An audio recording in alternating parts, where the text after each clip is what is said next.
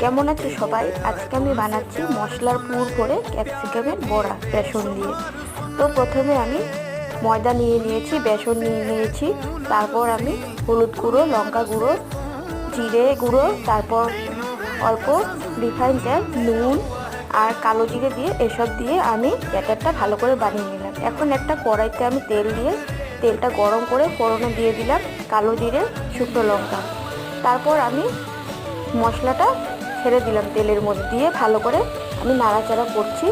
সঙ্গে দিয়েছি টমেটো কুচি, পেঁয়াজ কুচি, লঙ্কা কুচি, ম্যাগি মশলা, এসব দিয়ে আমি ভালো করে নাড়াচাড়া করে নিলাম।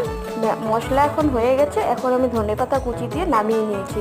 নিয়ে মশলাটা ঠান্ডা করে আমি এখন ক্যাপসিকামের ভিতরে ভরে আমি এখন ব্যাটারের মধ্যে ডুবিয়ে নিলাম। দিয়ে এখন গরম রিফাইন তেলে আমি সুন্দর করে লাল লাল করে ভেজে নিচ্ছি। দেখো ভেজে নেওয়া